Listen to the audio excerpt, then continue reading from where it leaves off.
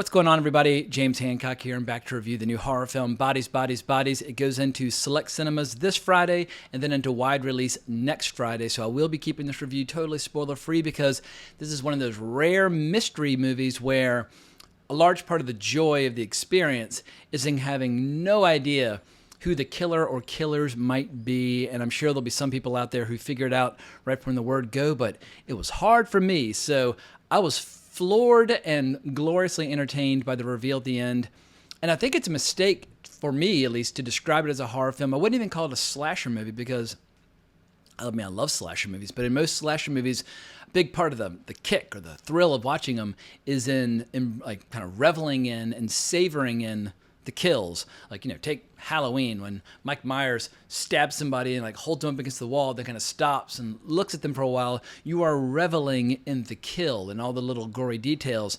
But Bodies, Bodies, Bodies, it's all about what are the consequences, what comes after when a body is found, especially the body of a friend at a party where everybody's snorting lines and popping pills and drinking booze and lashing out at all their friends because they all know way too much about each other. So for people who don't know what Bodies, Bodies, Bodies is, it's the latest thriller, mystery, dark comedy, whatever you want to call it, from A24.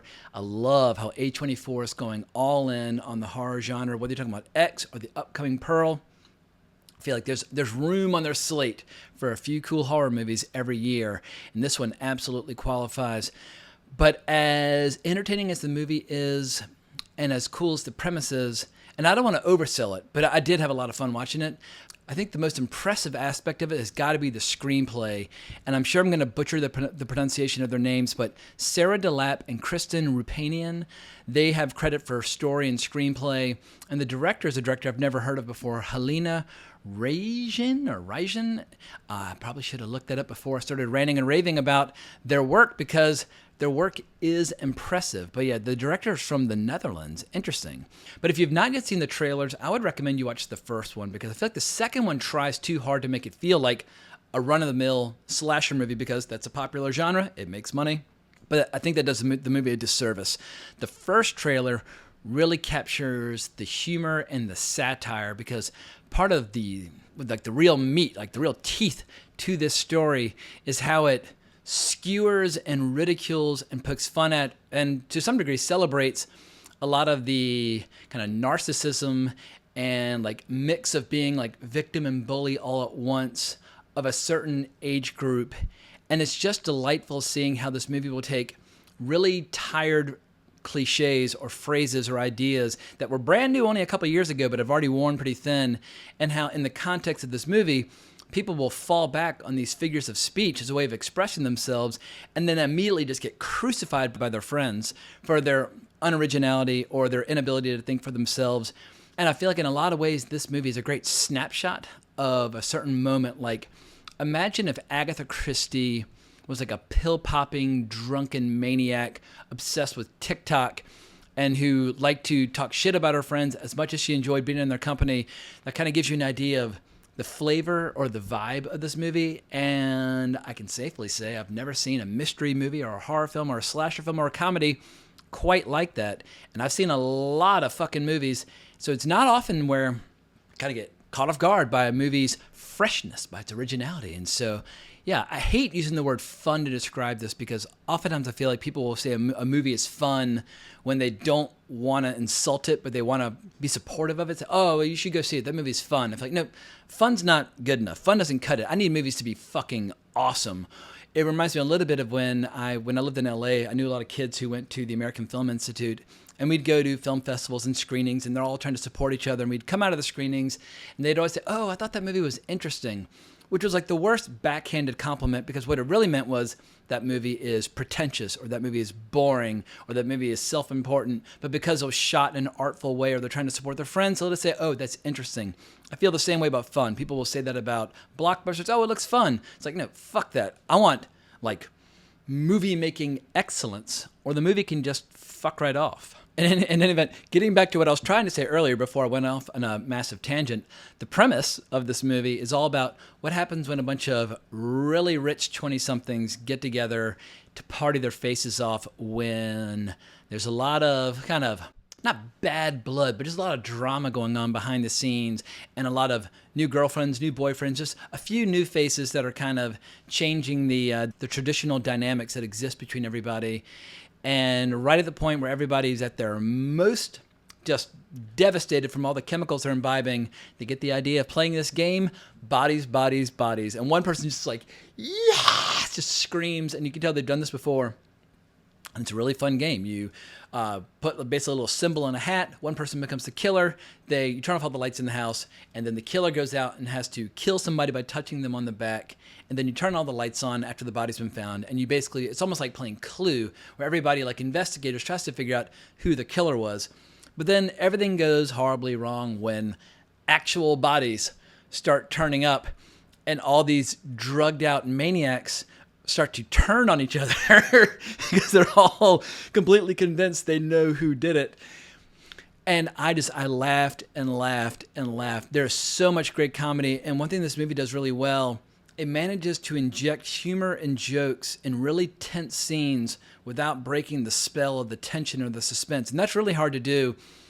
It somehow manages to walk that tightrope where you are not chewing your fingernails because it's not that kind of a movie, but you are totally on the hook about who's going to turn out to be the killer, but at the same time, you're able to laugh at the absurdity of the situation. And once again, all credit goes to the script for managing that very difficult feat. But if I were to point to a few key ingredients as to why this movie is able to pull off what it is trying to achieve, because I feel like you should always judge a movie based on what it's trying to do as opposed to your own preconceived notions and that sort of thing. And the lighting plays a large role because the party takes place during a massive storm, which is great for dramatic effect. It's a great Agatha Christie style device from like And Then There Were None and things like that. But all the lighting comes from their phones.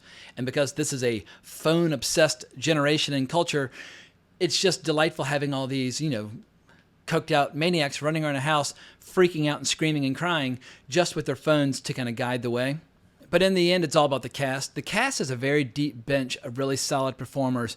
I would say there are no weak links, which is very rare in a horror movie.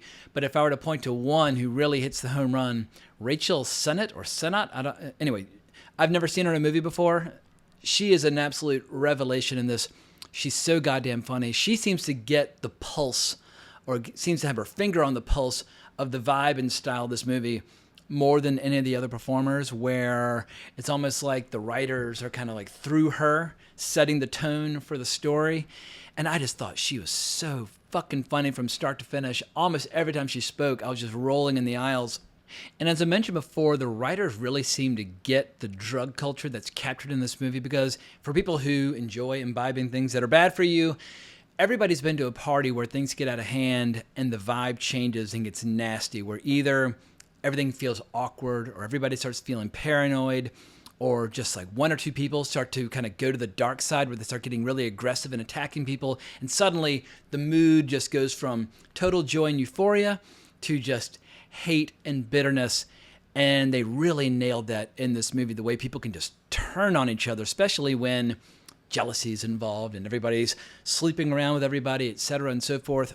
But as I mentioned before, the best aspect of the screenplay is the way that it takes certain phrases or ideas that have been invented and popularized in recent years, but are already starting to kind of ring hollow and are kind of outlived their usefulness. And someone will say things like, feelings are facts. And someone will say, no, like, facts are facts. Like, what the fuck are you talking about? And it's like, yeah, like, thank you. You just identified that the emperor has no clothes. And I feel like there are a lot of ideas and lines that people will use these days, which they rip straight from somebody that they admire on social media. All you have to do is just point out that an expression like feelings are facts is totally ridiculous, and then it just totally crumbles. And this movie does a really good job of pointing out when and where and how the emperor has no clothes, with a lot of expressions and figures of speech and just certain phrases and terms that people like to use, especially of a particular age and demographic. And I liked how this movie was able to employ a lot of familiar archetypes, but put a fresh spin on them, like, like the young hot girl who thinks everybody wants to screw her, no matter what the circumstances might be. Even when you're finding dead bodies, they'll still be trying to like turn things to their advantage or making every situation about them. So I would not say this movie is like some masterpiece of mystery or horror or whatever, but it is lean and mean and fast-paced and very enjoyable, very fun, if you will, to use that word that I hate so fucking much. I guess just what it boils down to is I hate overused expressions or words of any kind. Like, take a word like empathy.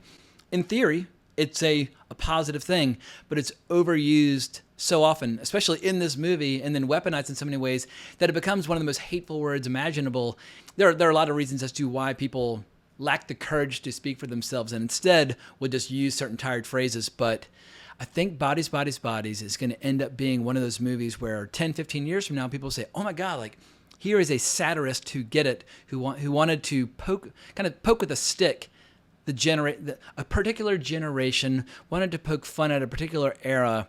And I think for people with an open mind, they're going to have an absolute blast watching this. But I'd be very curious to see like how kids like in their late teens, early 20s respond, because I'm 46.